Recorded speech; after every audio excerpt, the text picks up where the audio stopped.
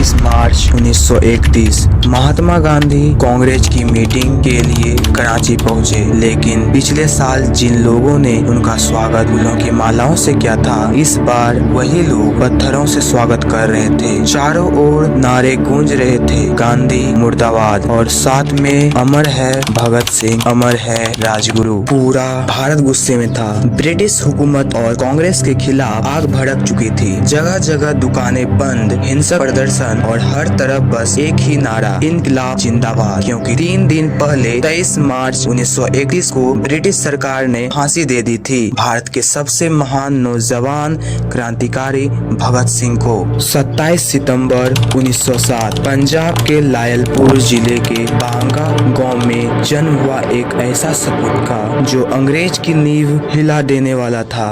नाम था भगत सिंह। जन्म के समय ही उनके पिता और चाचा जेल में थे। ब्रिटिश हुकूमत के खिलाफ आंदोलन के कारण घर की हवा में ही क्रांति का जोश था। महज 5-6 साल की उम्र में ही भगत सिंह ने कहा माँ से, मैं उस स्कूल में नहीं जाऊंगा जहां अंग्रेजों का असर है। फिर उन्होंने दयानंद एंग्लो वैदिक स्कूल चुना। 12 साल की उम्र में ही 100 से ज्यादा किताबें पढ़ डाली। सोशल, इकोनॉमिक्स और पॉलिटिकल जैसी और भी बहुत सारी किताबें। 13 अप्रैल 1919 जलियांवाला बाग में जनरल डायर का नरसंहार, 1500 से ज्यादा लोग शहीद। खबर सुनते ही भगत सिंह 40 किलोमीटर पैदल चलकर पहुंचे। वहां से खून सनी मिट्टी की शीशी लेकर लौटे और बहन से कहा, ये मिट्टी नहीं, शहीदों का लहू है, इसका बदला लूंगा। 1920 में गांधी जी का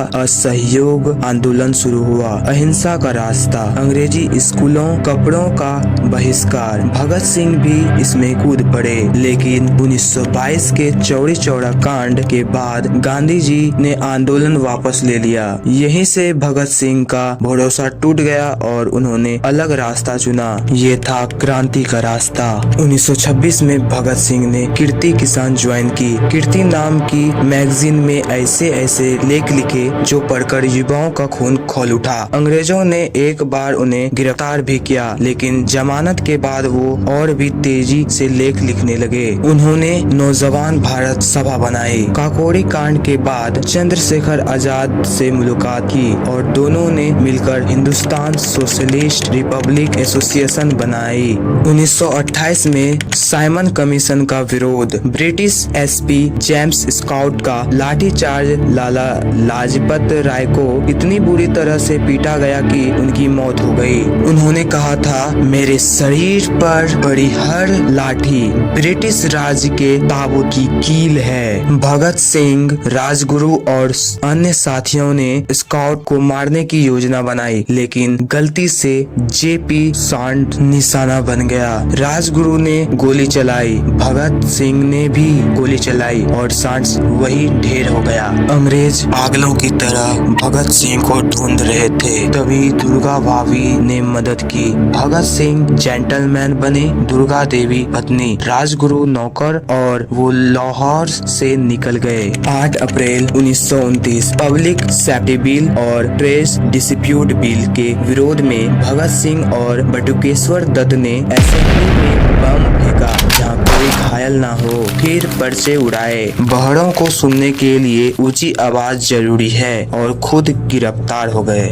लेकिन जेल में भगत सिंह ने भूख हड़ताल की। भारतीय और अंग्रेज कैदियों के साथ भेदभाव खत्म करने के लिए 2 साल में 300 से ज्यादा किताबें पढ़ी। लिखते थे, मैं ऐसा पागल हूँ जो जेल में भी आजाद हूँ। 7 अक्टूबर 1930 भगत सिंह, सुखदेव, राजगुरु तीनों को फांसी की सजा सुनाई गई। पहले तारीख थी 24 मार्च, लेकिन डर के कारण ही एक दिन पहले 23 मार्च 1931 को फांसी दे दी गई। आंखों पर पट्टी बांधने से मना किया और आखिरी बार नारा लगाया, इनकलाब जिंदाबाद का। फांसी के बाद पूरे देश में गुस्सा। लोगों को लगा गांधी जी चाहते तो बचा सकते थे, लेकिन गांधी जी इरविन समझौते में उनका नाम नहीं था। अहिंसा और क्रांति का रास्ता अलग थे और यही मतभेद आज भी चर्चा में है। भगत सिंह की शहादत आज भी हमें मजबूर करती है इनकलाब जिंदाबाद कहने पर। सोचिए, अगर भगत सिंह जीवित रहते तो क्या भारत कई साल पहले ही आजाद हो जाता? अपनी राय कमेंट में जरूर लिखें।